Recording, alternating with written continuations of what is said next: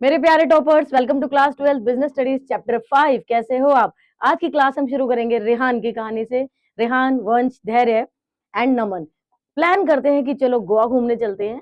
अब नमन ने क्या किया, एक को बोला तुम टिकट बुक कराओ, दूसरे को तुम बोला उसने होटल बुक करो, तीसरे को बोला कि खाने पीने का सामान अरेंज करो, और चौथे को उसने काम दे दिया, मतलब खुद को उसने काम दे दिया बजट संभालने का। और उनकी ट्रिप बहुत ही बढ़िया रही, बिल्कुल एंजॉय करके वापस आए। उन्होंने क्या खास किया बेटा? उन्होंने किया ऑर्गेनाइजिंग। ऑर्गेनाइजिंग कैसे किया बेटा? Right job to right person with right authority.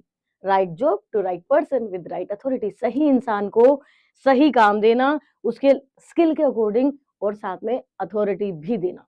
Authority देना जरूरी है, यही है ऑर्गेनाइजिंग। एक बिजनेस चल तो सकता है, बट सक्सेस कब होगा? जब आप ऑर्गेनाइजिंग करेंगे, चीजों को ऑर्गेनाइज करके चलेंगे। ऑर्गेनाइजिंग का मतलब क्या? मान लो तुम्हें मैगी बनानी है। मैगी बनाने के लिए तुम्हें क्या चाहिए? पतीला चाहिए, मैगी चाहिए, गैस चाहिए, माचिस चाहिए, लाइटर चाहिए।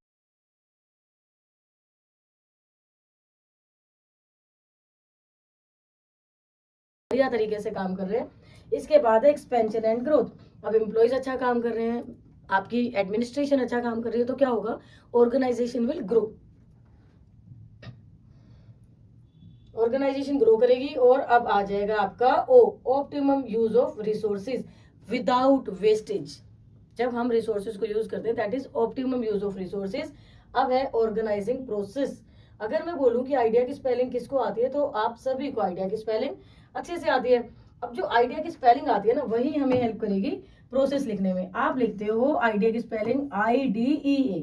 बस मैं ये कहूंगी कि यहाँ पर AE कर दो, यहाँ पर AE कर दो। Identification of activities. सबसे पहले आइडेंटिफाई कर लो काम क्या क्या है। जैसे नमन ने आइडेंटिफाई कर लिया कि हमें गोवा घूमने जाना है, तो टिकट बुक करानी है, होटल बुक करने हैं, और खाने पीने का सामान जुगाड़ करके लेके जाना है, और पैसा तो हाथ में होना ही चाहिए। काम उसने आइडेंटिफाई कर लिए सारे। पहला काम हो गया आइडेंटिफिकेशन ऑफ एक्टिविटीज। आपने आइडेंटिफाई कर लिया। आइडेंटिफिकेशन के बाद डिपार्टमेंटलाइजेशन। अलग अलग नेचर के टास्क को अलग अलग डिपार्टमेंट्स में दे देना। जैसे मैंने अभी बताया था, purchase department, sales department, finance department, marketing department, that is departmentalisation. Group similar activities into department. एक तरह की एक्टिविटीज को एक डिपार्टमेंट में डाल दो। और फिर है, ये हो गया डिपार्टमेंटलाइजेशन। फिर क्या आ गया बेटा? Establishing reporting relationship. ई से एस्टैब्लिशिंग रिपोर्टिंग रिलेशनशिप, ये छोड़ दिया मैंने, ये आपके लिए छोड़ा है, मीनिंग से ही निकालना है। Assigning duties. असाइनिंग ड्यूटीज, ठीक है, कि किसका क्या काम है। Specific task to the person. Identification, उसके बाद departmentalisation, assigning duties and establishing reporting relationship. इसके बाद है आपका ऑर्गेनाइजेशन स्ट्रक्चर। ऑर्गेनाइजेशन स्ट्रक्चर देखो बेटा, जैसे हम इंसान, हम हड्डियों का एक ढांचा है। स्केलेटन देखा है ना आपने, लैब्स में लगा होता है। तो ऑर्गेनाइजेशन स्ट्रक्चर भी उस स्केलेटन की तरह ही है। कैसे बेटा? ऑर्गेनाइजेशन स्ट्रक्चर का मतलब है कि एक कंप्लीट स्ट्रक्चर, जिसे हम की दो पार्ट्स में बांट लेते हैं। कौन सा? Functional structure and divisional structure. कौन सा स्ट्रक्चर बेटा? फंक्शनल और divisional structure. Functional structure and next क्या आ जाएगा? Divisional structure. फंक्शनल और डिविजनल में क्या डिफरेंस है? फंक्शनल स्ट्रक्चर का मतलब है कि फंक्शंस के बेस पर आपने डिफरेंट डिपार्टमेंट्स बना दिए। जैसे एक फैक्ट्री है जहां ये पेन बनाया जाता है स्मार्ट बोर्ड के लिए। अब एक डिपार्टमेंट आपने बनाया जहां रॉ मटेरियल खरीदा जाता है, परचेज डिपार्टमेंट। दूसरा बनाया जहां इसका डिजाइन तैयार होता है, डिजाइनिंग डिपार्टमेंट। तीसरा आपने बनाया जहां ये मैन्युफैक्चरिंग होता है, प्रोडक्शन डिपार्टमेंट। चौथा आपने बताया कि इसकी एडवर्टीजमेंट कौन करेगा, मार्केटिंग डिपार्टमेंट। पैसा कौन अरेंज करेगा, फाइनेंस डिपार्टमेंट। तो आपने क्या करना है बेटा? Departments based on functions. Departments based on function, जैसे प्रोडक्शन, मार्केटिंग, फाइनेंस, HR की फुल फॉर्म बता सकते हो? Human resource. Human resource. फायदे क्या है बेटा? क्या सिमिलर नेचर के ग्रुप का अलग अलग डिपार्टमेंट बनाने के क्या फायदा? सबसे पहला फायदा पता है क्या है? स्पेशलाइजेशन। एक काम को करते करते वो पर्सन स्पेशलाइज हो जाएंगे और वेस्टेज नहीं करेंगे। तो पहला फायदा हो गया specialisation. Easy to coordinate with department. अगर रॉ मटेरियल नहीं आया तो सीधा परचेज डिपार्टमेंट से बात करो ना। अगर इसका डिजाइन ही खराब हो गया तो आपने नहीं सोचा तो सीधा प्रोडक्शन डिपार्टमेंट से बात करो ना। तो कोऑर्डिनेशन आसान हो जाता है डिपार्टमेंट में। इसके बाद है बेटा इकोनॉमिकल। नो डुप्लीकेशन, वेस्टेज नहीं होगी, क्योंकि आपने सबको उसके हिस्से का काम दे दिया। डुप्लीकेशन ऑफ वर्क बिल्कुल भी नहीं होगा। मैक्सिमम यूज ऑफ रिसोर्सेज होगा। कुछ नुकसान भी हैं। कुछ नुकसान क्या है बेटा? सबसे बड़ा नुकसान है स्लो डिसीजन मेकिंग, क्योंकि बहुत सारे अलग अलग डिपार्टमेंट है, सब अपने तरीके से सोचते हैं, या ये कह लो कि सब सिर्फ अपने लिए सोचते हैं। परचेज डिपार्टमेंट अपनी सक्सेस हो जाएगा, फाइनेंस डिपार्टमेंट अपनी सक्सेस हो जाएगा, दैट इज फंक्शनल एम्पायर। लिखकर तो डिसएडवांटेजेस में आ गया focus on department rather than whole organisation, सिर्फ अपने अपने बारे में सोचना, अपने अपने डिपार्टमेंट के बारे में, पूरी ऑर्गेनाइजेशन को ना सोचना। अब क्या होगा, कभी कभी इन ऑर्गेनाइजेशन में आपस में कन्फ्लिक्ट हो जाते हैं, कभी कभी डिफरेंट डिपार्टमेंट्स में आपस में कन्फ्लिक्ट हो जाते हैं। क्या कॉन्फ्लिक्ट की, अगर आपने परचेज डिपार्टमेंट को फंड्स इशू कर दिए तो सेल डिपार्टमेंट नाराज हो सकता है, सेल को फंड इशू कर दिए तो मार्केटिंग डिपार्टमेंट नाराज हो सकता है, क्योंकि डिपार्टमेंट्स का फोकस अपने अपने पर है एंड सुटेबल फॉर। ये जो फंक्शनल स्ट्रक्चर है ये किस तरह के बिजनेस में, किस तरह की ऑर्गेनाइजेशन में सुटेबल है, तो ये स्मॉल एंड मीडियम ऑर्गेनाइजेशन में, लिमिटेड प्रोडक्ट लाइन में, या स्टेबल एनवायरनमेंट, जो बिल्कुल स्टेबल एनवायरनमेंट है, स्मॉल और मीडियम ऑर्गेनाइजेशन है, और लिमिटेड प्रोडक्ट लाइन है जहाँ बहुत सारे अलग अलग टाइप के प्रोडक्ट्स नहीं बनते हैं। तो एक तो फंक्शनल था, दूसरा क्या है बेटा, डिविजनल स्ट्रक्चर। एक तो फंक्शनल स्ट्रक्चर था और दूसरा क्या है, डिविजनल स्ट्रक्चर है। डिविजनल स्ट्रक्चर में क्या होता है बेटा, डिविजनल स्ट्रक्चर में ना डिफरेंट डिफरेंट प्रोडक्ट्स बनते हैं। जैसे आपकी जो ऑर्गेनाइजेशन है वो ये पेन बना रही है, वो ब्यूटी प्रोडक्ट भी बना रही है, वो शूज भी बना रही है, और मेडिसिन भी बना रही है। तो ये जो अलग अलग प्रोडक्ट बन रहे हैं ना बेटा, इन्हीं सब प्रोडक्ट को बिल्कुल अलग अलग बना दिया जाएगा, डिविजन्स। क्या बना दिया जाएगा, डिविजन्स। और उन डिविजन्स में होंगे डिपार्टमेंट्स, जैसे पेन वाले सारे डिपार्टमेंट अलग हो गए, परचेज, सेल, मार्केटिंग, फाइनेंस, और ब्यूटी प्रोडक्ट वाले सारे डिपार्टमेंट अलग हो गए, परचेज, सेल, फाइनेंस, मार्केटिंग। तो ये जो डिविजनल स्ट्रक्चर है ना बेटा, ये ब्रॉडर कॉन्सेप्ट है एज पर फंक्शनल स्ट्रक्चर। आप कह सकते हो डिविजनल में अलग अलग डिविजन्स बना दिए और उसके अंदर जो है ना वो फंक्शनल है।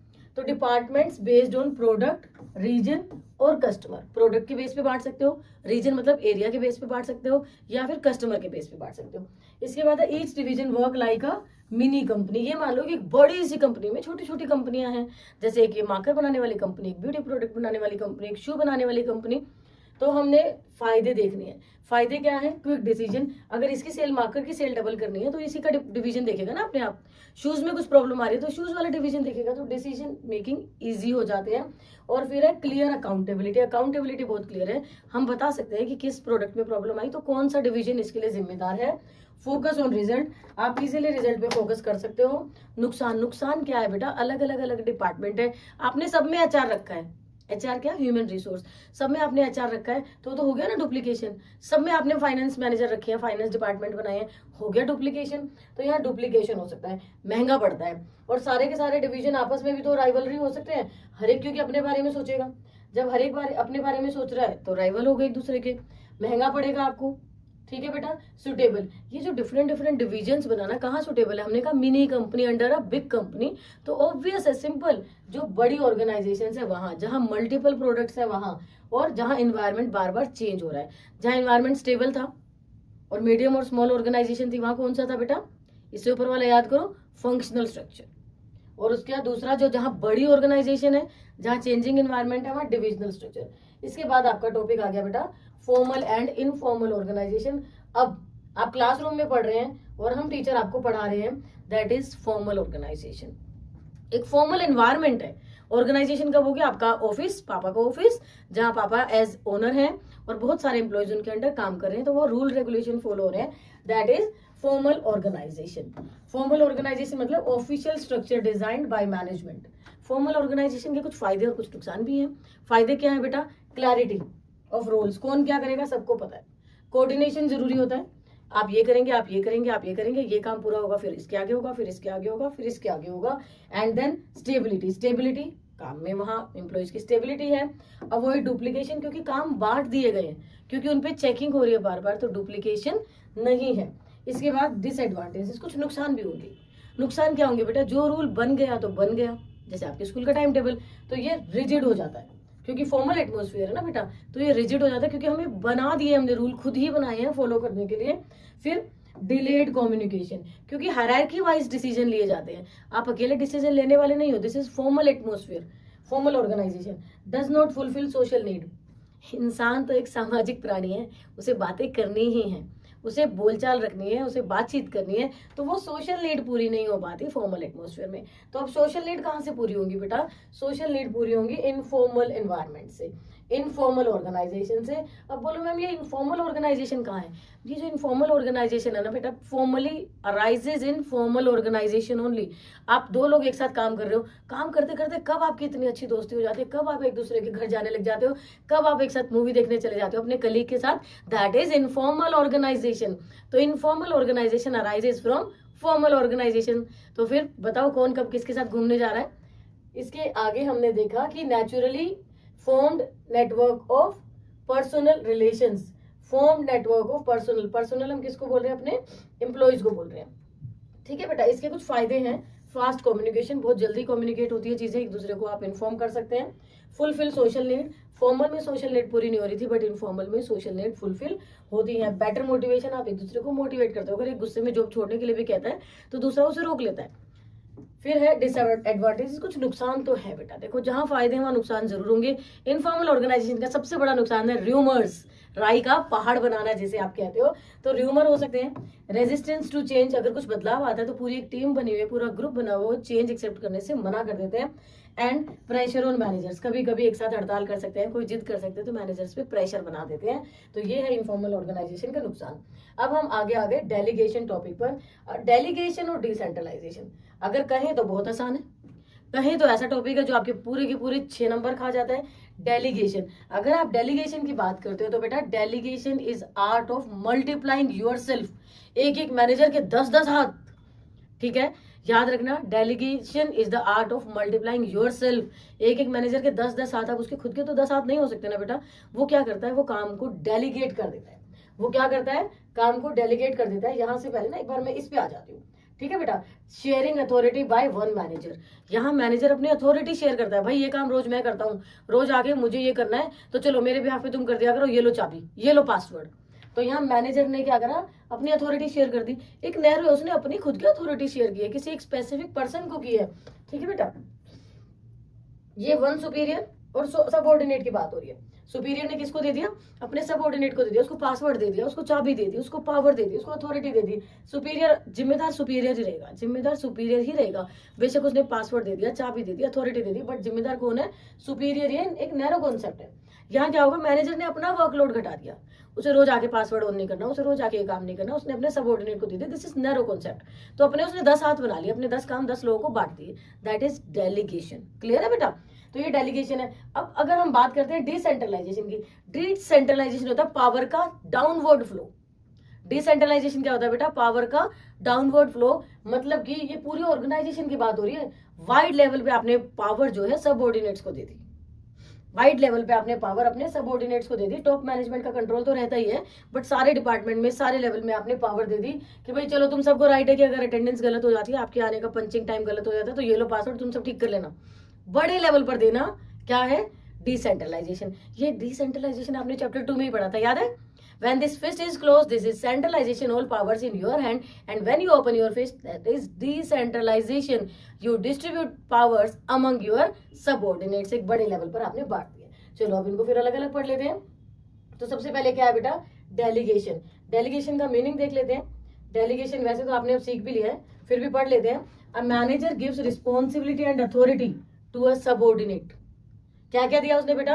रिस्पॉन्सिबिलिटी भी दे दी और अथॉरिटी भी दे दी। भाई तुझे ये काम करना है, ताला तू खोल लियो और ये ले पासवर्ड, मैनेजर ने दे दिया। क्या हो गया? ये हो गया डेलीगेशन।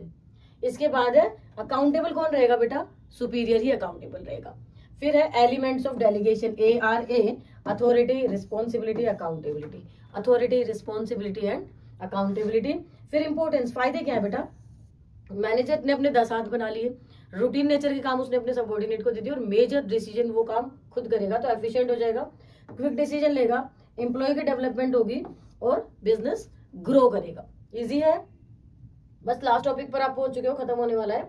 फिर है decentralisation, systematic transfer of authority to lower level, systematic तरीके से। इसके इंपॉर्टेंस क्या है बेटा? मैनेजेरियल टैलेंट डेवलप होता है, फास्टर डिसीजन ले सकते हो क्योंकि आपने लोअर लेवल तक अथॉरिटी दे दी है, मोटिवेट होते हैं एम्प्लॉयज क्योंकि अब उनके पास अथॉरिटी है, और ओवरऑल ग्रोथ होती है ऑर्गेनाइजेशन के। डिफरेंस आपने दोनों कर ही लिया है। एक शॉर्टकट में लाइन क्या बता सकते हैं, डेलीगेशन जब एक एक मैनेजर के 10-10 हाथ हो जाते हैं, सबऑर्डिनेट में काम बांट देता है, नैरो लेवल पे करता है बट रिस्पॉन्सिबल खुद रहता है, और डिसेंट्रलाइजेशन पावर फ्लो डाउनवर्ड अपने सब अलग अलग डिफरेंट लेवल्स पे डाउनवर्ड की तरफ पावर को डिस्ट्रीब्यूट कर देना बड़े लेवल पर। क्लियर। अब आपका चैप्टर 5 कंप्लीट हो चुका है। कोई भी डाउट होगा तो प्लीज मैसेज करना, मैं एक एक को रिप्लाई करूंगी।